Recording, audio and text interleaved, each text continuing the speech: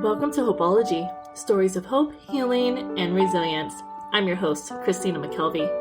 Today we hear from Rob Grabow, who is an actor, director, and producer. His most recent work is an independent film titled The Year of the Dog. We talk about learning emotional vulnerability and attunement through acting. We explore men's struggle with being vulnerable, the importance of community connection, and the healing powers of animals. We will be right back.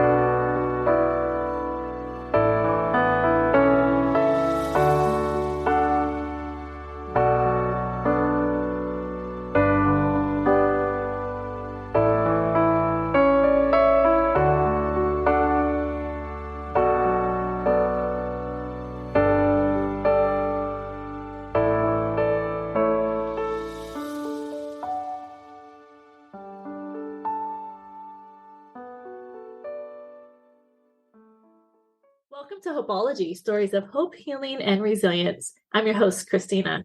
Today we're speaking with Rob. Hi, Rob. How are you doing? I'm good. Good. Thanks for having me. Oh, thank you so much for being here. I just want to say that I watched your movie a little bit ago and loved it. I love the concept. I love the storyline. I'm curious to hear a little bit about how that movie came to be, and then just even a little bit about yourself. Yeah, the quick rundown on it. I grew up around a lot of people who struggled with addiction. I grew up in rural communities in Alaska, mostly as a kid. And after acting school, I'd left acting school because my mom had she got diagnosed with breast cancer while I was in school and undergoing radiation treatment, and she had a couple surgeries. And so I left acting school after my second year.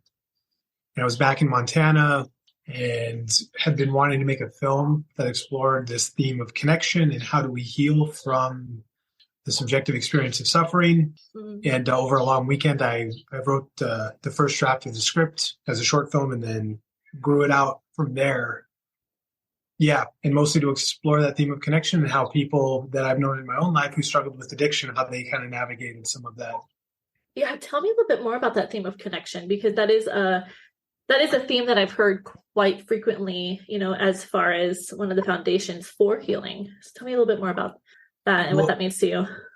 Well, there's a lot of ways to explore it, right? Because connection can be kind of generic, and it could be, well, what does that actually mean? And one of the ways I like to understand it is kind of from an acting definition of it, which is, if you're watching acting, it can get really boring if you know what's going to happen next. And if the two actors are disconnected, one speaking emotionally in one way and the other speaking emotionally in a different way where they're not, quote unquote, connected. So from an acting perspective, connection relies on attunement, and it requires both people being open with what is going on for them emotionally, impulsively. And it would mean, for example, if I'm in a scene with another actor, I allow what is going on for that other person emotionally to affect me emotionally and intuitively. So I don't block their experience and how it subjectively affects me. And so I think connection really is about two people being emotionally truthful about where they're at, and then allowing the other person to also affect them emotionally. It's one of those things where abstractly it's very easy, but in practice, we are so conditioned away from the time we're little kids to divorce ourselves from that. The little kid who gets, there's something one of our voice teachers would always talk about when it comes to our voice. Little kid, very excited to get a cookie, and they're just really excited about it. And then not until you ask nicely. And then the kid is like suppressing their feelings in order to communicate in a way that someone external wants them to communicate. And then we do that enough times in school and in our lives and socialized interactions, we can very easily get divorced from what we're actually feeling. And then it becomes very hard to get back in touch with that. And I think it's something that's very difficult to do in practice. And like you mentioned, for starting from a young age, we are told to kind of stifle those feelings, those emotions. And it's interesting, before when you mentioned connection to you means attunement, that is something that's actually very important between caregivers or parents and children, is having that attunement, and that started at an early age. Yeah. If you're stifling that, then what messages are they receiving as they get older? That who they are as they are not okay. And it becomes an unconscious message, because then they have an experience of something and they're automatically, unconsciously censoring that, which is cueing, I believe, their system to believe that who they are and how they feel is not socially acceptable. And then that becomes a sticking point, I think, for a lot of us. And it's like a kid, I think it's very important to have, like, if a kid says, I feel scared, sometimes parents will come in and try to correct that and say, well, you're probably just excited, or rather than reflecting back to them what their experience is. So they get a good internal sense of, yes, this is what I'm feeling, and how I'm feeling is being affirmed. And then it's okay to feel what I feel. And that's been my experience, at least going through the acting sort of track, about things in my own life in ways that I had been kind of divorced from what felt more true for me about my own experience. So your experience with acting and how they emphasize that attunement, and coached you through that, has also kind of filtered in other areas of your life and helped you with that connection with others. Yeah. And then realizing, when I first started in acting school, I was a finance major in undergrad. Then I went to graduate school for international affairs. It's very Columbia. diverse. So I was, very, very different from the acting world. I've been involved in startups. My first year, it became very clear that, socially, men are generally, this is my experience of it anyway, men, you would get guys coming to acting classes for the first time, and they would be like, well, I'm just not someone who cries. It's just not who I am. And then fast forward 6 months later, and they would be in a ball in the corner sobbing, but they believed that that's who they were. And then women generally, so men had a harder time expressing a kind of vulnerability and sadness. And women had a harder time directly expressing rage generally. This isn't always generally expressing rage. And so they would quell these rageful impulses. And then slowly over time, I would come out and they would be screaming at their top of their lungs and like directing really aggressive energy towards someone. And they also, a lot of actors didn't believe that was something that they felt necessarily. And so there was a lot of learning and unlearning going on for me, for sure. I remember I actually did acting classes years ago. I was in a Wayne Ward's acting studio in Honolulu. And there was a scene that I had to do, where I was supposed to get really upset. And I still have those videos. And I was actually watching them a few months ago. And I'm like, oh, wow, I was not doing it that well, because I felt like I had to suppress that. I couldn't experience that rage as a female. And so it's really interesting how it's gendered. And that's so, it's so sad it is sad. Not for the people just, quelling those impulses, but then for society at large too, because there's entire aspects of ourselves that we don't get to necessarily explore or express. And it's like cutting off a limb. I mean, we all feel we're all capable of, there was a quote, I forgot who said it, but nothing human is foreign to me. Maybe it was Rumi. But there are these, a minimum of 5 key emotions: rage, grief, joy, love, and terror. And we all experience those things. And when we don't allow ourselves to connect with those emotions, we're cutting off an emotional limb in a way of who we are. And what does that do for, somebody that's to connect emotionally with someone, how that makes someone that's in recovery or anyone heal and grow and experience that resilience? It's beneficial. And that's something that you said you learned. Completely. Yeah. I had one of my best friends from childhood took his life in September. And I try to reflect back on, maybe what was going on for him as a way of, dealing with just missing him. And I think there was a way that he didn't feel like he could really be himself socially. And he had time in his unconscious understanding that people would accept him if he showed that he was afraid. Like, he never expressed fear verbally, in words, in his tone. So I think that we can feel very alone when we don't feel like we can share what we're feeling with other people around us. And then we just feel it's hard to feel anything but alone if we're not able to attune or have people attune to us. And so, yeah, I think for anyone suffering, be it from addiction, and there are differences between all these situations. But in the case of my friend, yeah, Seth, it's that sense of feeling alone makes everything a little bit worse. Yeah. Yeah, it's community and connection. I think especially in our society is usually pushed to the side. And I found it interesting in the movie, your connection wasn't just to, your character's connection, wasn't, just to your sponsor, but to the dog. He was safe, right? He could meet me where I was at, and I wouldn't feel judged. I wouldn't feel evaluated, understood. And I think that that's one of the beautiful things about dogs or animals is they freedom to just be met where we are. And I think that's really important. Now, tell me a little bit more about the healing aspect of animals, or what you learned, by creating this movie and your experience working with, this husky in particular, just the healing benefits of having animals and what that means.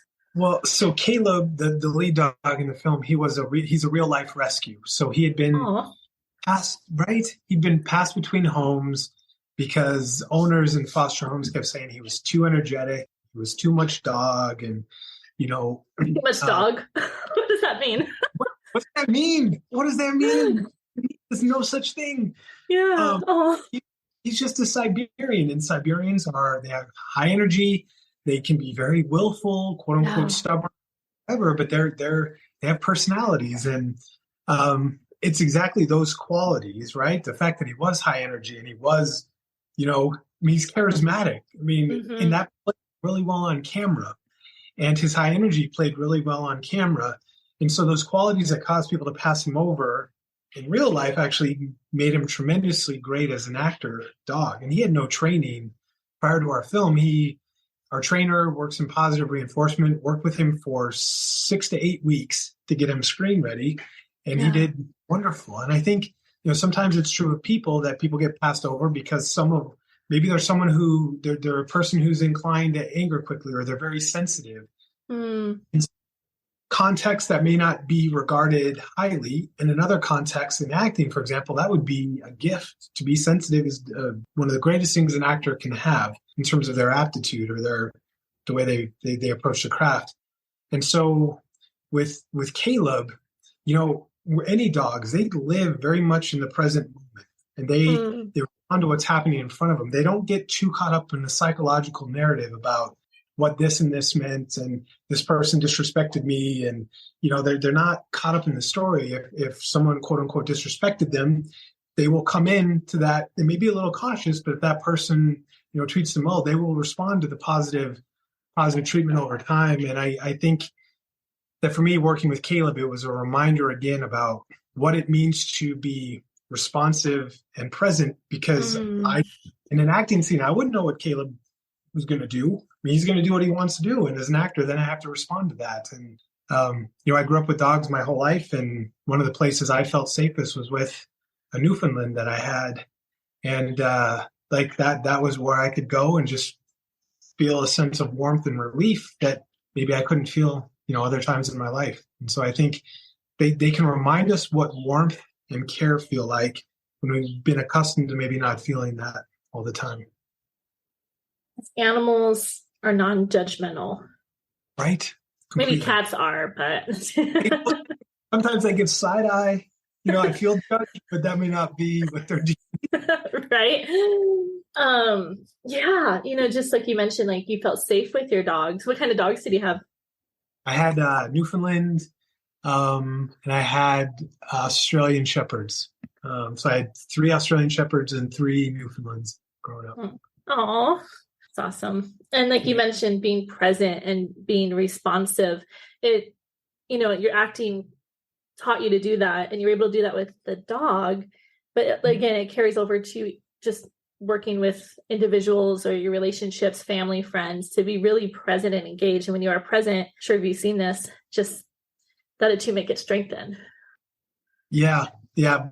But I do admit, like, from acting, it's a skill set to be, to be, I don't know, emotionally attuned, or to be able to respond truthfully off someone else emotionally with your own emotional truth, with the point of view as well. But in life, sometimes I'm still struggling to find that balance, because, it is scary. If you don't feel like someone's going to meet you in a present place, then it's kind of a skill set in my life I usually don't use. And then if I'm acting, I will engage that. And yeah. So it's a kind of navigating. I don't know if there's really a difference between acting and life, honestly. There might be a very fine line. There is a very fine line. What would that line be? I mean, and you're just like, as someone who took some acting class, I mean, what do you think? What is that line distinction? Oh, that's a good question. I think, sometimes we may put on like a facade or a mask in order to protect ourselves. So going, on the other direction, looking at it from a different angle, acting, as far as like before you mentioned how it helped you with attunement and that connection. I think also sometimes we may mask ourselves and have to change how we act around others. And that's a form of acting. Yeah, truth. Then I guess whatever we're doing in our everyday life, we're doing that a lot. I mean, we're acting. We go to the gym, we're acting. We go even to an interview, we're acting in different ways. And it's like, then what is, so does that mean that's not real life? In a way, I don't think it is, but in another way, so it's just a more automatic, habituated way to live in the world. But I don't know, again, if that's the difference between, the only difference really that comes to mind for me with, film acting or stage acting is you're creating the imaginary circumstance in your imagination that you're then relating from. And maybe you're highlighting a part of yourself consciously that you're going to choose to relate from. But other than that, you're just consciously putting on the character as opposed to less consciously putting on the character, which is what we do in life a lot, I think. So I don't know. I don't know how two people then, this is the whole round. How do you find connection then? Someone's being a little bit of a character and someone else is being a character. You have two characters, and without emotional truth really being present in that, I don't know how much of a relationship. It's a relationship, but it's not. It's a different kind of relationship, maybe. Well, you mentioned that, if you're acting, like if you're actually actively, reading, a script or in a role, you're able to have that connection and attunement a little bit more readily available. Whereas in real life, you are still struggling with that. And I think it is because it does take two to connect. I'm curious, like, what would happen, and maybe you have an example of this, from your own life, if one of those individuals is a little bit more authentic than the other. Does that authenticity feed into the other person? Like, is it contagious? And then that attunement happens. No, I think it is. I think it is. But and I think it's almost like a ding goes off internally, where it's like, for me, it'd be a sense of ease, I think, comes in, because I feel, and this is just an interesting thing, because it's a subjective reality as opposed to an objective one, right? Where I suddenly would feel more comfortable being myself, but someone else who feels more comfortable in their own skin might not need the other person to be as emotionally open in order to feel that same sense of ease. So I don't, good question. I don't know. Yeah. Well, as unpacking this, the first word that came to mind when you said feeling emotionally at ease was being safe. So I'm wondering if feeling safe and seen is the foundation of that connection and attunement.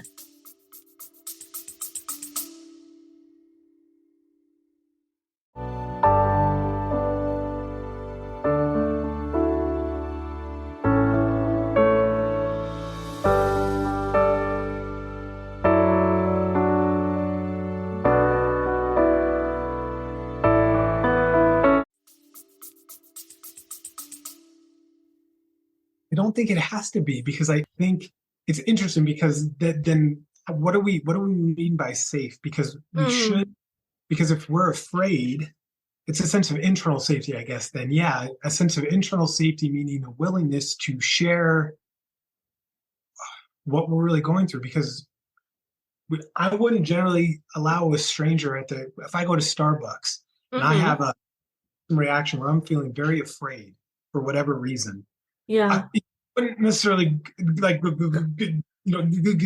and start to let the barista know that I feel really afraid when the external reality wouldn't justify that in our dynamic. Like I'm ordering a cup of coffee, but internally I'm feeling afraid for whatever reason. I would Mm. override that, and I would not allow that fear vibration to come through. I would find a more neutral affect. And Mm. I don't know what it looks like if we're all allowing ourselves to be in relationship with what we're genuinely feeling. But for me, it would mean if I'm feeling afraid, I will like let that I would allow that barista to know that I feel afraid. And Mm. and I would trust that she would have enough ability to hold space that she's not going to worry too much about it. She's not going to be like, "Oh my God, are you okay? Are you okay?" It'd be like just taking me and meeting me where I'm at.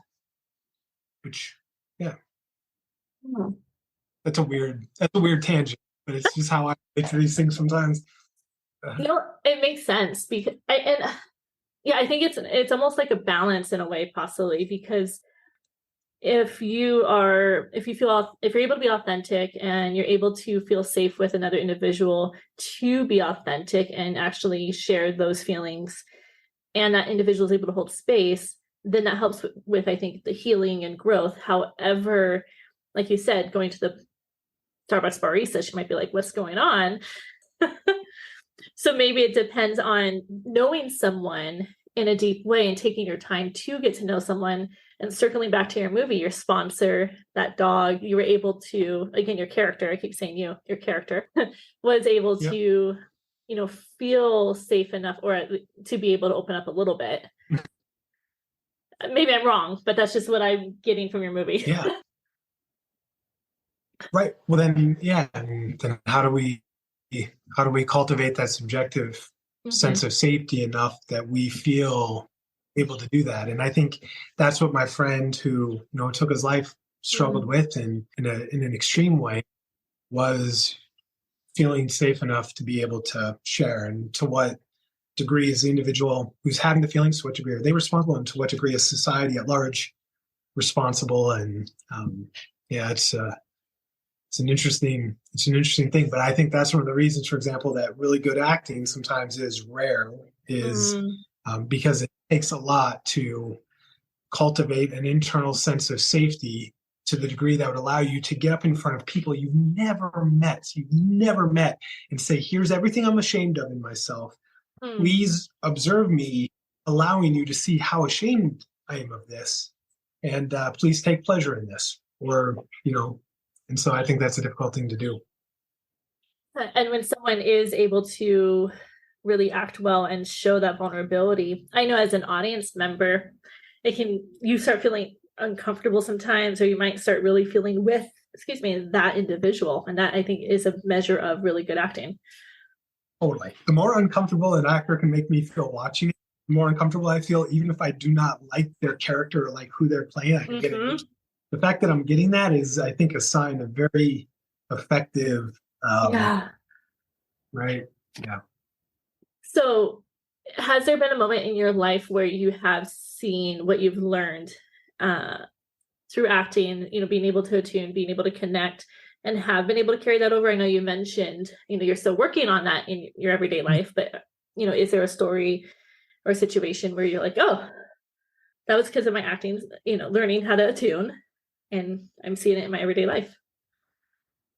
Well, it's almost embarrassing, but I think in my case, a lot of it was I had felt a lot of anger as a kid Mm. for like legitimate reasons, right? When I look back on it, but I would Yeah. not allow that to be expressed necessarily in my everyday life. And after acting school, there was an adjustment. While I was in acting school, there was an adjustment phase where I was starting to feel this anger much more consistently. And, it wasn't necessarily, it was an important thing for me, for example, to do.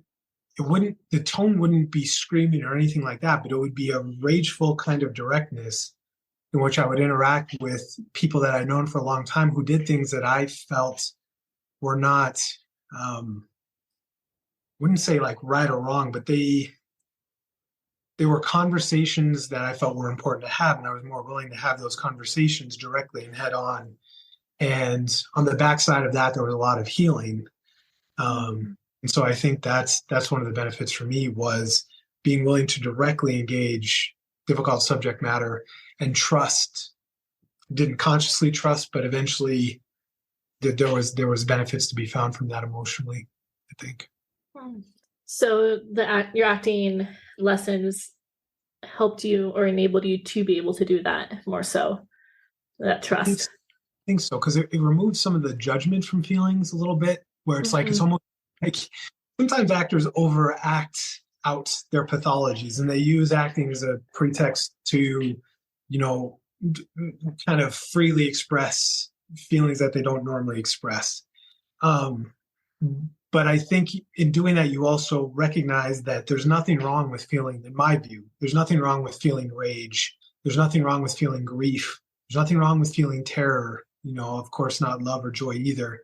Yeah. And so when you feel it, you can directly express that. And if you're working with someone who is willing to be truthful about what they feel too, and you express rage, they could either express rage back, or maybe if genuinely they could feel fear or afraid. And then if you're willing to respond to that, if you direct rage towards someone and they communicate fear back to you, and then you allow that fear to affect you, you're not going to stay in rage.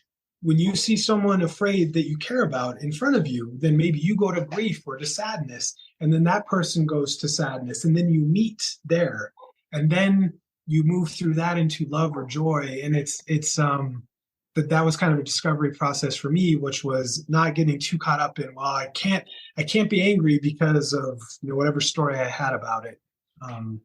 Yeah. Allowing yourself to feel those difficult emotions, whereas we're usually taught, oh, it's not okay to be angry, or don't cry. When we're children, don't cry, be happy. Right. And there are kinds of ways to express that. I mean, right. And for me, there's a difference between like anger and rage. Rage is more a survival thing when you're being attacked by a tiger. I'm not angry at the tiger who's about to eat me. I'm something else if I have a fight instinct, and that's something else. And anger, of course, underneath anger usually is sadness, and and learning to also be in that has been. It's emotions are layered. Like you said, anger. There's sadness. There might be grief. There might even be confusion. Completely, yeah. And you mentioned that when you were in acting, or are you still taking classes, acting classes? I don't really take classes, but I did. I spent a lot of daydreaming and doing movements, acting related stuff. Yeah. You mentioned when you were in school that it was a little bit more difficult for the men to feel vulnerable. And there is a sense of vulnerability, I think, with some angry emotions, which is that underlying level of sadness and grief that might come with it. Completely. No, I agree. And yeah. It's so interesting to me that, you obviously you intellectually drill down, and it's like, well, what am I actually afraid of in expressing grief or sadness or vulnerability? And there's nothing. I mean, if you're vulnerable to someone, the worst thing they do is, make you feel sad because they don't respond the way you want them to respond. They're not going to kill you because you feel sad. But our system, at least my system, would respond before I went to acting school in some ways like, if I express sadness and vulnerability, I'm going to die. There was some kind of wiring like that in the way it ossifies in a protective layer. And of course, it's not rational. And it's like that part of us just needs to be held and, gently rocked, and just kind of to bring back to this present reality, which is there isn't really a threat. Being vulnerable will create in us a subjective experience of feeling stronger, because we can be ourselves and still survive. And we do that enough where we're vulnerable, and meaning we are allowing other people to see what we're really feeling, and we live, then it reinforces it. And suddenly we do feel stronger internally.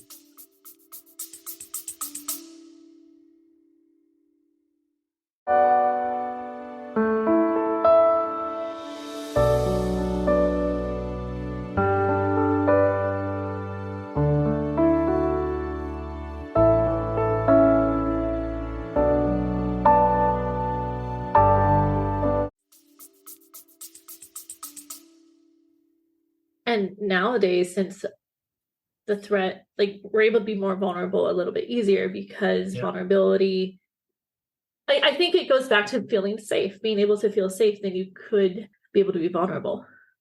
Right. Why do we feel so, like, in your opinion, I mean, why do you think we feel, well, how do we cultivate that sense of feeling, subjective experience of feeling safe? I think that's layered, but I would say, I think it's layered. So you have, society, I think it's very, in the overall scheme, like as a society, we should be able to give people permission, especially men, to be able to feel vulnerable and feel safe for those, that need that permission, and just allow for that. And then also parents or family members allowing children to be able to feel like they can be vulnerable and safe. So I think it's very systemic, and as a culture, it seems like we're getting there. We're allowing for that more and more so, which is why, mental health, at least the last several years, has been becoming more and more important in the conversation. It's totally love that. Yeah. I remember in acting school, there were there's a brilliant acting teacher, Bill Esper, who passed away. He studied their kind of three, kind of the great grandfather of acting is Stanislavski, and then kind of the grandfathers in the U.S. are like Stella Adler, Lee Strasberg, and Sanford Meisner. Bill studied with Sanford and worked with him for years. And he started an acting school in New York, and he's brilliant, and all of his teachers are brilliant. And there were two impulses that they identified with actors that would come up when I was studying there briefly, which would be, there's a center of the universe impulse that comes up, and there's a help impulse that comes up that don't generally serve an actor. And the center of the universe impulse would be like someone who doesn't feel seen by the way the other speaking, and that pulls them out of being present in the moment with that other actor, because they're being pulled into, wait, no, but you don't understand me, and it's not a present thing. And the other is a help impulse. So if you have someone in the room who's crying and the other actor comes in, their instinct to say, "Are you okay?" is not useful for acting. It's more to be present and feel out the moment, where clearly you can see something's going on with them. You don't try to fix it. You just try to experience it with them. And eventually something will come up that is not, "Oh my God, are you okay?" It will be like, "I feel sad with you," something more in that direction. And so I find it interesting that in my own life, I still recognize those impulses coming up all the time, but they do keep us a little bit separated from ourselves, I think. Yeah. It's that being with. Yes, exactly. That it really is almost that simple and that complicated. It is. And that's that attunement. And I think mindfulness, or being mindful and being present, is all, helps with that attunement too, like you mentioned. What is mindful? I'm curious, what does mindful mean to you? Well, I feel like I'm being interviewed today. Okay. For me, mindful, and I do want to separate this from the religious connotation. I don't want to negate that, as obviously, but being mindful, I think, is literally just being present in the moment you're at. So right now, you and I are talking. I'm observing what you're wearing. I'm observing your mannerisms. I'm hearing you speak. And in my room right now, I'm very present with how my desk is set up, with what I'm present with, what I'm saying. So that's what I mean by being mindful, is just being really in the moment with all your senses engaged in what you're doing. Pretty beautiful. Yeah.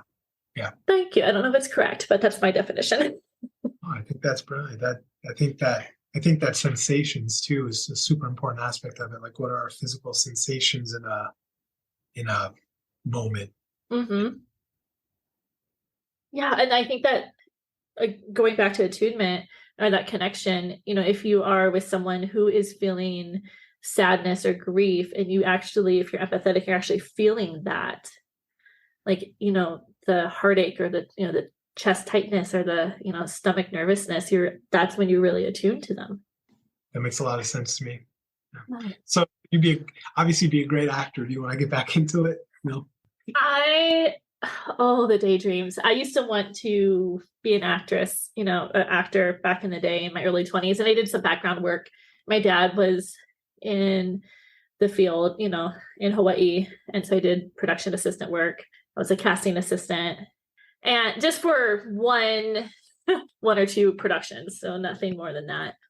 But yeah, I have thought of it, and I loved film more than I loved the stage, but that's just because I would get nervous and forget my lines, whereas film, you can pause. Yeah.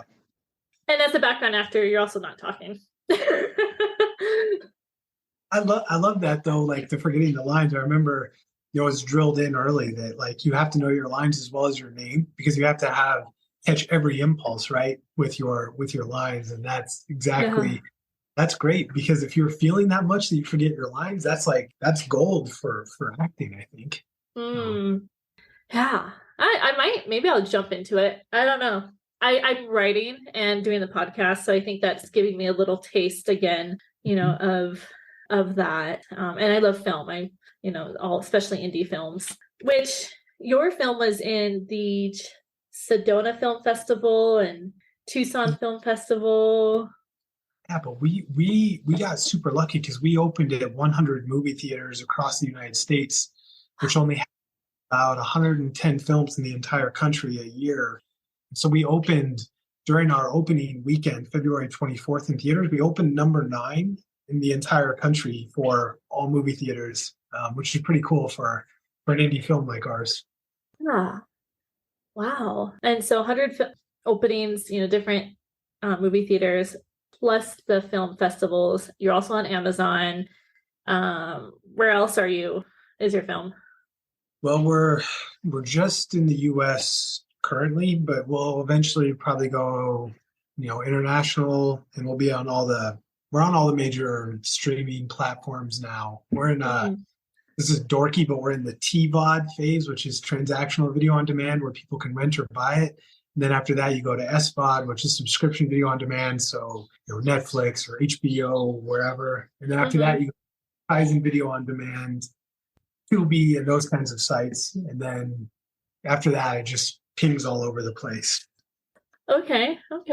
And this is your first feature film that you directed, produced, and starred in. I know you have a short film as well that you did. Yeah, but there's a world of difference between a short it's not just like an upgraded short film. Right. It's a different beast. And this was my first time in any of those roles in a feature film. So the learning curve was absolutely bananas. Yeah. It was really well done. And I'm going to credit my husband. He's also named Rob. And he was wondering if you noticed the connection between the title of The Year of the Dog and the phrase hair of the dog. No, I did not. But that is a wonderful, appropriate connection. Oh, yeah, that's brilliant. I should have named it The Hair of the Dog. The Hair of the Dog. Next one, the sequel.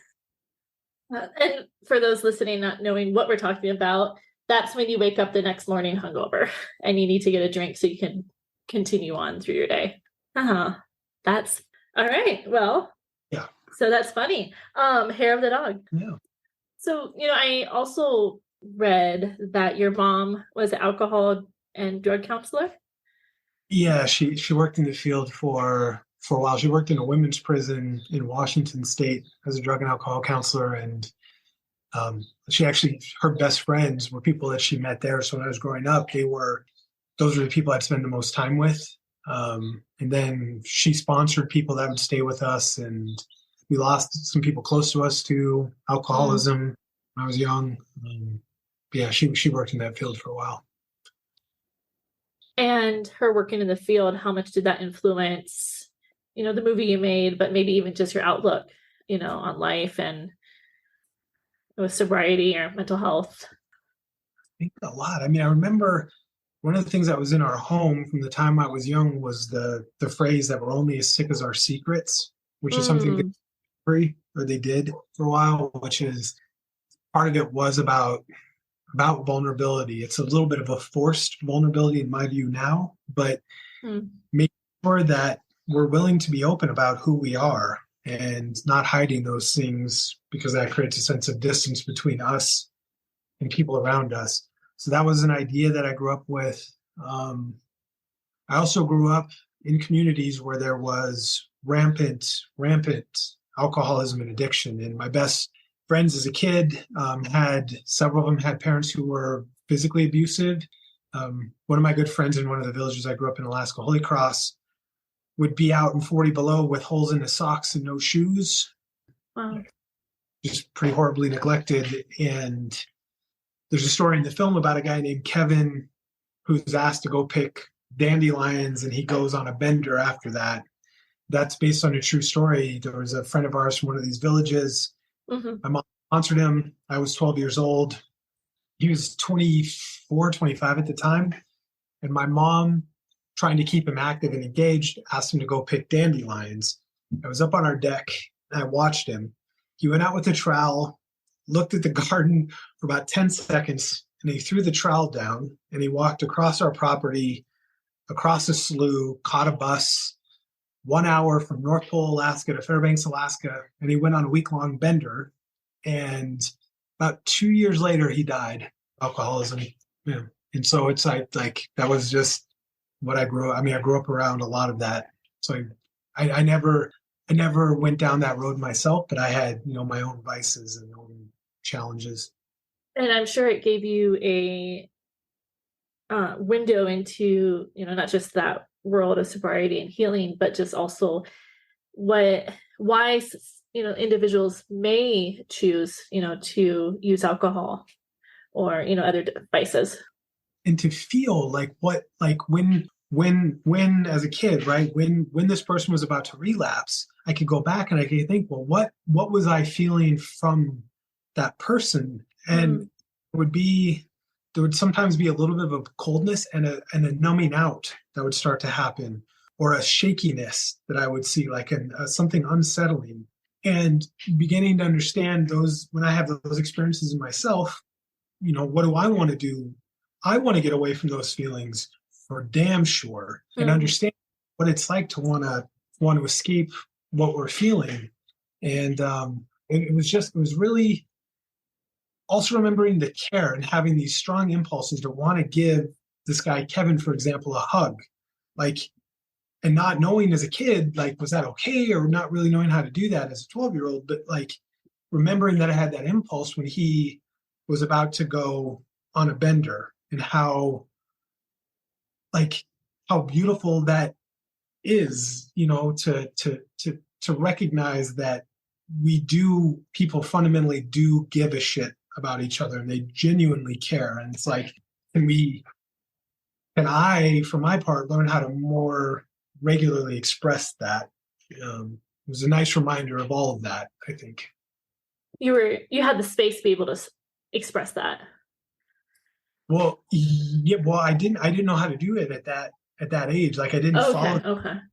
But I can go back and remember that I found it fascinating that when he was about to go relapse, I had this huge impulse to give him a hug, and I didn't do it.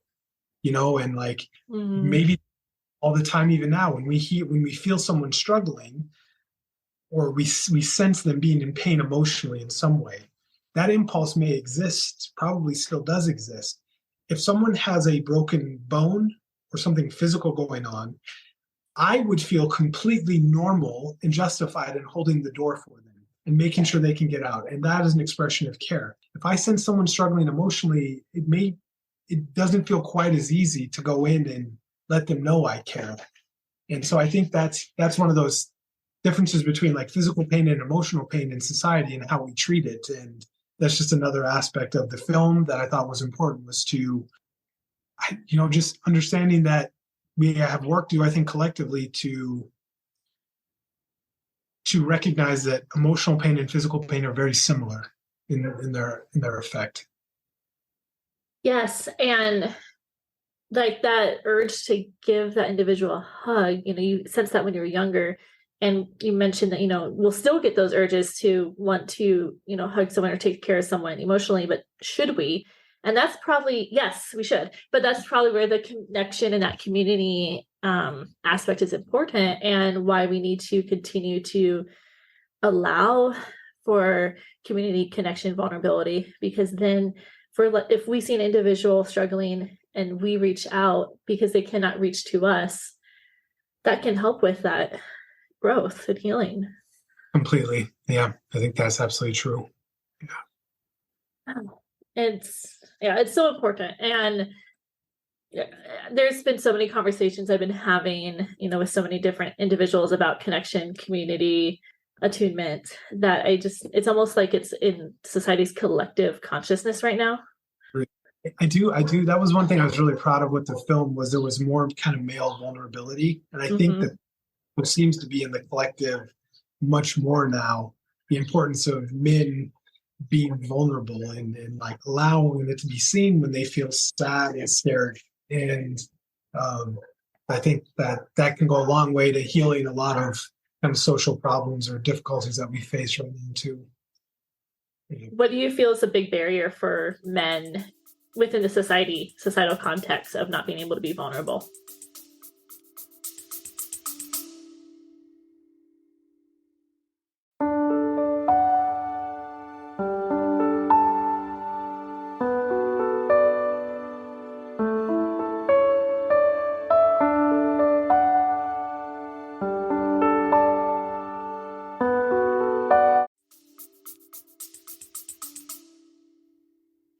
Well, I think having the experience of it, because I think early on, I think men generally are still conditioned to, like, when you feel sad, you gotta, toughen up or something like that, letting those narratives go. And as you get older, just then, if you haven't done that a lot, to have a role model or a way to see it and have it seem okay. So maybe in film, you see more men showing their vulnerability. Like back in the day, you have Arnold Schwarzenegger maybe being in a movie and crying and sobbing and then having someone who sees that being like, they feel a little sad when you see that. And then you're like, oh, that's okay. That's like, it has to be like even more in the social collective. Like you have to see it at the grocery store. Maybe you see someone that you care about doing it with you. You see someone on TV. Like, I just think initially you got to get reminded that it even exists, that men saying that they feel sad or scared and allowing themselves to cry even exists. You just have to see it more as a starting point. That permission. And then a reminder about what it actually feels like, because when you separate, I believe, from a feeling for a while, you separate from feeling grief or sadness, you have to feel it again and get reminded about how to feel it again. Sometimes when the overriding of that feeling becomes automatic, it becomes tricky to go and soften enough to feel that experience. And so it's like, so you see it around you, that's a great first step. And that permission is a great first step. But then how do you actually allow it when you're not used to allowing it? Like, how do you bridge that? Because it can be uncomfortable to start feeling that. Truth. Yeah. How do you allow it? Well, in acting or in life or both, I guess it's the same. Well, earlier we talked about that fine line possibly between acting and life. I would soften myself internally, and then I would put my attention on the other person. I would allow what is happening in the other person emotionally to affect me. And then I would just give in to that experience of the other person until, and then I would just allow whatever comes up to come up, and I would just keep giving in to what that other person is feeling and what I'm feeling. And just doing that. And really sit with it. Yeah. Yeah. You're speaking of that attunement, like allowing yourself to feel what they're feeling and being okay with it. Yeah. These are skills that are so important to teach children. And, it goes to the curriculums, the emotional intelligence and curriculums that are in school. I'm But, empathy training, I think these are all really important things that children and adults nowadays too should learn. And it seems like acting has helped you be able to identify some of those skills, be able to have attunement and increase your empathy. So it's almost like maybe we should all have acting classes when we're younger. Maybe, yeah. And I love what you said, because it's funny because it is a skill, but it's also something that's intuitive, and it's like it's an intuitive part of the human experience at a core level to feel what we feel and to allow someone else to affect how we feel. Like, that's important. But in practice in life, it is a skill to kind of relearn something intuitive. Like, yeah. And even though it's innate, society or our family, whatever has influenced us, over the years, stifles it a little bit. So it might be innate, it's in there somewhere, but it's really hard to take out, especially like you were mentioning, for men, it's really hard to be vulnerable and to open up. It's there. Yeah. It's just, how do you get it out? Totally. And like you say, that's a skill, right? I think to develop, to use when you want to use it, and doesn't mean you have to use it all the time, right? Because you don't want to subject yourself to a really uncomfortable experience or judgment if you don't think the other person will hold space for it consistently. But I think it's useful to be able to do that, because I think that's what genuine intimacy requires. And I think that is like one of the most beautiful things that exists in this world, is that genuine sense of seeing and being seen at the same time. Seen and being seen. Yeah. That's important. Yeah. So tell me, if you're able to, about, future projects that you might be working on, and, are they very similar to the Year of the Dog, where it's really, oh, nope, there's head shaking going on. There's another film I want to do probably a year and a half from now. It's going to be much lighter on the surface, but it's going to have something meaningful to it for sure. Can't talk too much about it yet, but. Yeah, well, that's exciting. And are you based out of Montana, or you kind of go back and forth between New York and Montana? Yeah, I go back and forth between New York and Montana right now. How's that? That's very different climates. So nice. It's so nice to be like in the hustle and bustle and go see a Broadway show, but then also come back open air and like quiet and dark outside. It's nice. It's nice. Oh, nice. Well, Rob, my podcast is called Hopeology. And so I always like to also talk about hope and what that might mean to somebody. What does hope look like to you? How do you know you have hope? What does it mean to hope? Well, the way I think about it is, in a lot of the ways I think, the character in the film that I play doesn't initially think about it, but something that's present with him is he's going through this incredible internal struggle. And behind him, all the while, are these absolutely beautiful mountains and this like majestic scenery, and all these wonderful things are happening around him, but within his internal world, he's not clocking that. And I think, for me, there's the intellectual understanding that the next moment can always be a little bit better, no matter what. And then there's even just a physical experience of like, maybe I feel scared or angry. And then I just like move my arm a little bit and I feel this sense of relief in my rib cage. There's a little bit of joy physically in that experience.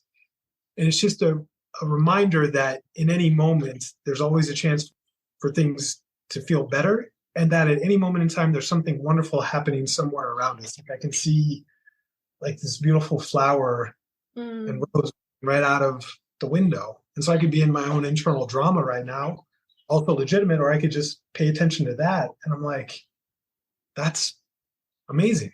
That's just like absolutely pure life, beautiful. So I kind of view it as all of it's kind of a choice in a way, where it's just kind of what are we focusing on that's around us. Being mindful. be mindful and recognize, right, that like everything and its opposite are kind of happening at the same time. Like if I look at an entire wall, and there's a little dark spot on it, I could focus on that dark spot and I can make that dark spot the whole narrative and pretend like that's all there is in the wall. But there may also be a little flower drawing on the wall. And that is as true as that dark spot. And it's like, what do we choose to pay attention to? And it feels like at some point it becomes a choice, not an intellectual choice, but a full attention choice in terms of how we feel. And I kind of feel, I think going through the acting world more and more that it is just a choice. And so if I'm feeling sad and scared and hopeless, that's true and valid, but it's not the whole truth ever. Yeah. It's part of it, but it's not everything. No. Well, thank you so much for being on here. I really enjoyed in today's conversation about hope, about connection and attunement, community. And I think it's so important. And yeah, thank you for your film and continued success with that and future films as well and projects. Thank you. And thank you for doing this. Like, you can also tell how open you are as well and like how much you receive. And that's just such a gift that you offer people. So it was really nice. Thank you. Thanks for that.